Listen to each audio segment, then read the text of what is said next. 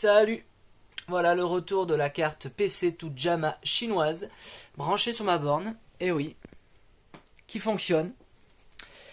J'ai pas, on va dire, de problème de scintillement ou quoi que ce soit donc sur l'écran de la borne. Donc je me suis résigné à laisser brancher cette carte au lieu et place de la JAMA SD que je viens de recevoir en fait. Et en fait j'ai deux versions de JAMA SD. La première que vous avez déjà vue en vidéo où j'avais le scintillement, donc c'est la V2 avec alimentation port clavier, donc PS2. Donc je m'étais dit que la carte était défectueuse, je l'avais acheté d'occasion à un gars sur le bon coin. Donc j'ai commandé la nouvelle version, on va dire, qui est alimentée par un port USB, ici en haut à droite de la carte. Sur Smallcob, donc ils étaient en rupture dès que j'ai eu la pop-up en fait, comme quoi il y avait du réassort. Je me suis jeté dessus, je l'ai commandé, je l'ai reçu quelques jours après. Ils sont super rapides, toujours, c'est chez Smallcob, donc ça c'est super agréable. Et je me suis empressé de brancher cette dernière mouture de JAMA SD qui est vraiment nickel quoi. Il y a même un ampli vidéo qui permet de booster le signal, et je pense que c'est ce qui déconne avec mon écran de borne ici présente. Pourquoi? Parce que j'ai exactement le même scintillement que sur l'autre carte que je pensais être défectueuse. J'ai posé la question en Smallcob, j'ai pas eu trop de réponses. A priori personne n'a déjà eu le cas, on va dire, chez eux. Je leur ai envoyé la vidéo que j'avais faite précédemment sur YouTube où on voyait la déformation de l'écran. Donc voilà, j'ai exactement le même problème, je suis dégoûté. La carte est toute neuve, la connectique. Donc je pense que je vais la revendre. Je vais peut-être revendre les deux cartes d'ailleurs, parce que j'en ai pas forcément besoin, vu que j'ai passé pas mal de temps à essayer de résoudre le problème de l'écran et je n'ai pas réussi. J'ai même été jusqu'à tourner un petit peu donc le potard screen qui est présent sur la THT. Donc voilà, pour essayer de voir s'il n'y avait pas, on va dire, un lien de cause à effet. J'ai essayé de brancher une masse commune sur le peigne, on va dire, JAMA, sur le JAMA du JAMA SD pour voir s'il n'y avait pas un problème de masse écran en fait, hein, tout simplement, mais non, que dalle quoi, rien n'y fait. Donc voilà, j'ai branché au final, j'ai rebranché ma carte chinoise qui marche bien. Voilà, la définition était pas top parce que j'avais les contrastes qui n'étaient pas terribles. Alors je vais éteindre la lumière, ça va être mieux. Hop là, il n'y aura pas de reflet. Donc au final, en ajustant un petit peu, donc en refaisant les réglages de la platine, on va dire, grâce au potard que j'ai sur le côté de la platine, et en jouant un tout petit peu avec le potard screen, j'ai réussi à choper un peu plus de contraste que je n'avais auparavant, et du coup ça commence à faire le taf. Allez, on va lancer Hyperspin, parce que là ça y est, j'approche de la configuration, on va dire, Hyperspin finale que je voulais avoir sur ma borne. Petite vidéo d'intro.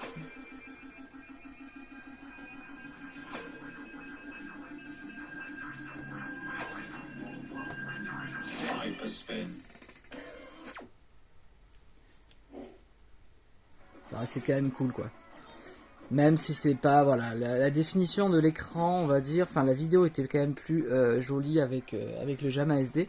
Disons qu'il y avait un peu plus de pêche sur les contrastes, couleurs et autres, mais j'ai cette déformation d'écran là qui est injouable. Je peux pas garder ça et l'utiliser au quotidien, c'est pas possible. Donc MAME, voilà, donc je sais pas combien j'ai de jeux là-dedans, mais il y en a toute une pléthore. Donc je me suis mis quelques favoris. Voilà, c'est les jeux que je fais tourner régulièrement, le plus souvent, on va dire.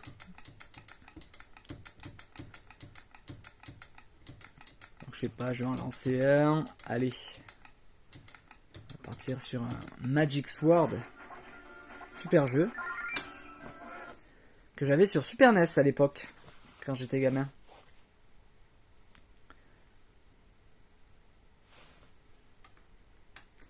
Donc j'ai viré les fade in, fade out de Rocket Launcher. Ça me permet de gagner du temps pour le chargement et quand je sors des jeux. Donc voilà, c'est pas trop dégueulasse quoi. Au moins l'image ne bouge pas, j'ai pas de perte de qualité. Le panel est entièrement fonctionnel, 2 joueurs, 2 fois 6 boutons.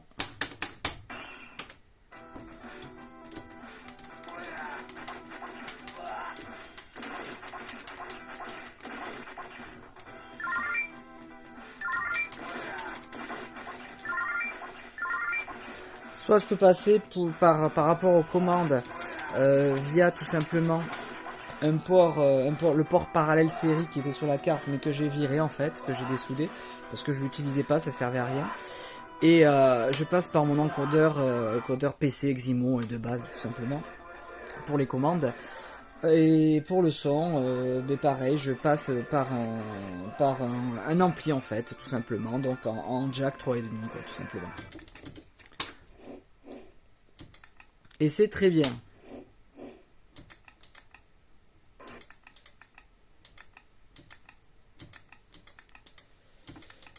Alors CPS1, on va lancer un jeu, allez. Le Street Fighter 2 Hyper Fighting.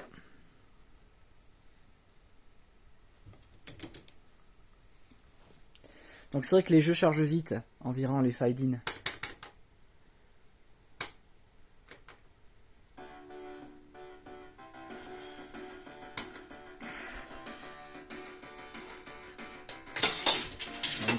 Un crédit.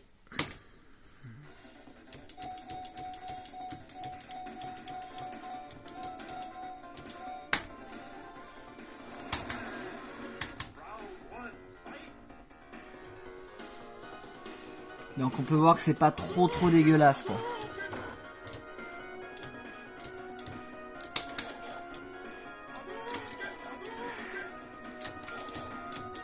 Et pour sortir, donc j'ai réglé bouton start 2 secondes, ce qui me fait sortir du jeu.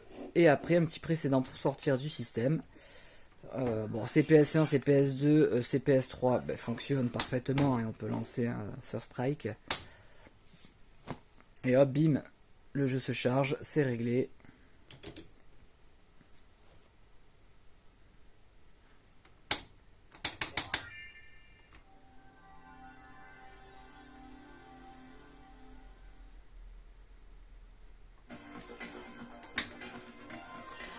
Rien à dire, hein. Ah, j'ai ma pièce qui s'est coincée dans le monnayeur. Je vais en mettre une autre.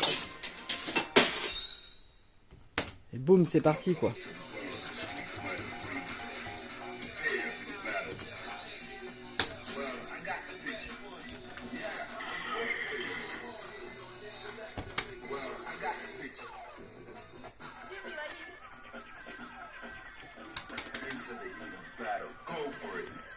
Et si on regarde, en fait, normalement, je crois que j'ai réussi à faire ce que je voulais par rapport au changement de résolution mode line à la volée.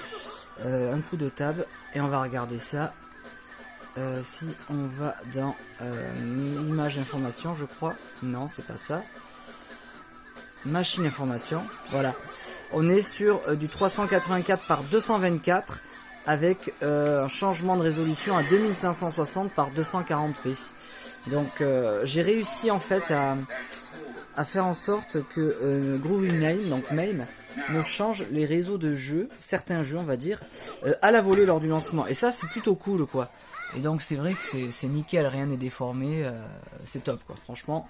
Alors j'ai pas réussi à faire ça pour tous mes jeux, mais j'ai quelques jeux, je sais pas, je dois en avoir une centaine, 150 en tout cas, qui ont l'air de bien marcher comme ça, avec un changement de réseau à la volée quoi.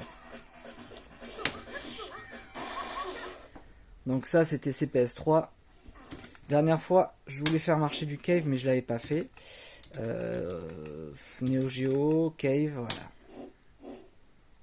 Le fameux Deathmile.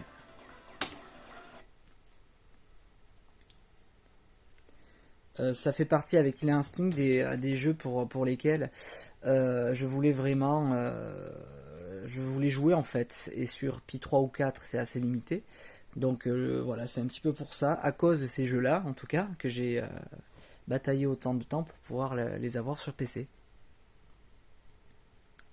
Donc ça c'est le chargement, il contrôle toujours les EPROM, c'est comme ça.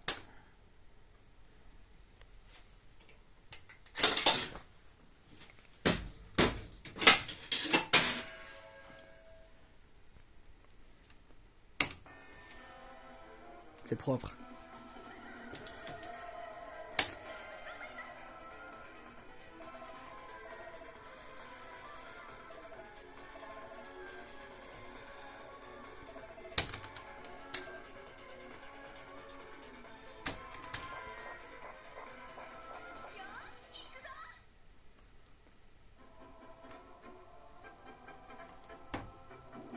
ce jeu est vraiment top.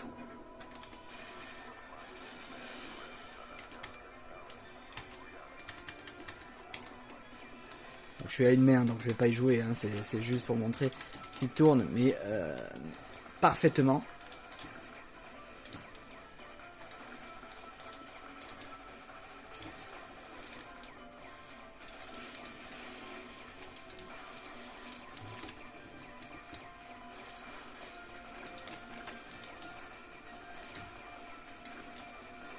Il est vraiment top.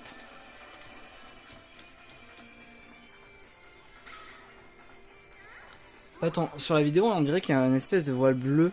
Mais quand je me rapproche, il disparaît. En réalité, il n'existe pas. Hein. C'est la prise de caméra qui fait ça. La prise de la vidéo avec le téléphone qui fait ça. Voilà. Là, c'est plus ou moins comme ça que je le vois. Tu vois, là, on est bleu. C'est bizarre, j'avais pas fait gaffe à ça. Donc voilà, c'est cool, ça marche super bien. Bon, après le reste, on a déjà vu 1000 fois. Ah, il y a un jeu qui est top aussi. Qui tourne sur Mugen, c'est... il est où? Il est là.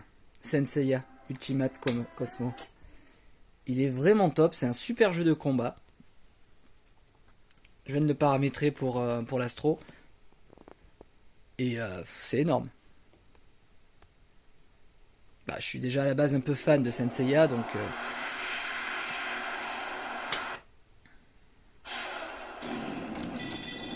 Donc t'as un mode versus, training, tu peux juste regarder, on va dire, l'ordi.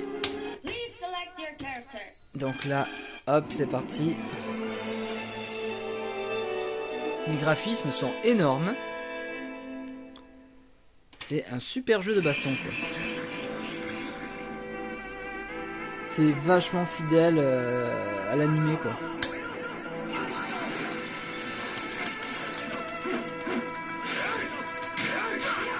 Il est extrêmement nerveux. Là, c'est toujours pareil. Je vais pas jouer beaucoup à une main. Mais il est vraiment top, quoi. J'essaierai de faire un let's play, peut-être, de ce jeu.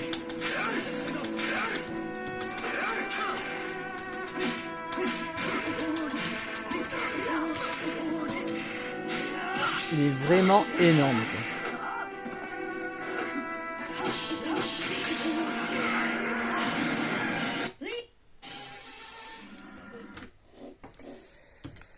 Ensuite, bon voilà, ça c'est connu, reconnu. Dreamcast aussi marche pas mal. La dernière fois, je crois que j'ai lancé un Soul Calibur.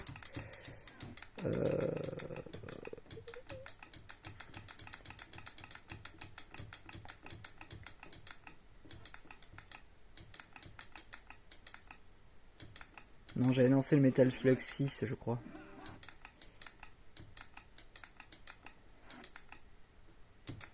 Allez, à Metal Gear. Un Metal Gear, un Guilty Gears.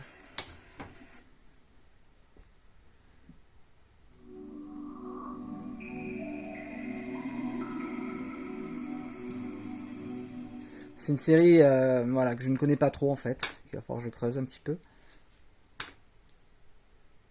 La bande son est énorme. C'est à base de gros solos de guitare. Gros accords de quinte.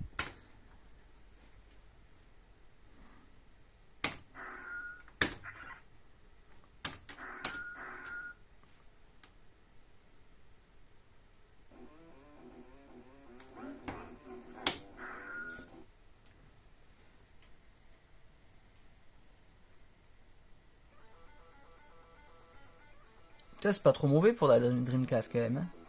Sur un écran en 15 kHz.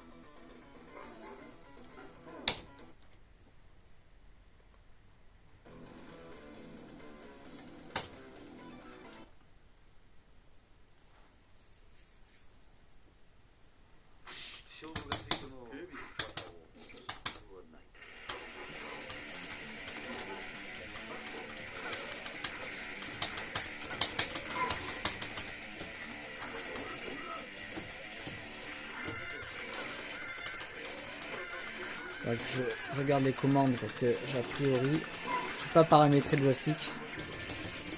Ah, tiens, je pensais avoir terminé mais non.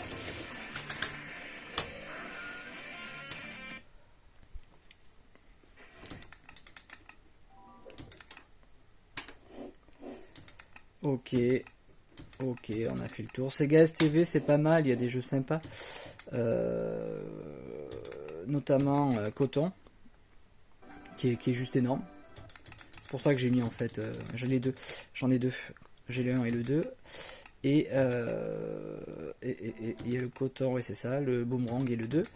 Et il y a aussi Die Hard Trilogy, quoi, qui est pas mal. Enfin, Die Hard arcade. Il tourne bien, mais le son est un peu aux fraises, quoi. T'as aussi Virtua Fighter. Ouais, c'est pas mal STV, quoi. Disons que c'était le début un petit peu de la 3D, quoi. Et bien sûr, on va peut-être lancer un petit Neo Geo. Bien sûr, il y a tout ce qui est Super NES, Mega Drive, qui tourne au poil. Donc voilà pour la conf, ça me suffit amplement. Je pense qu'on est pas mal.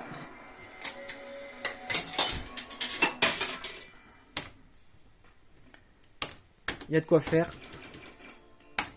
Tout est OP.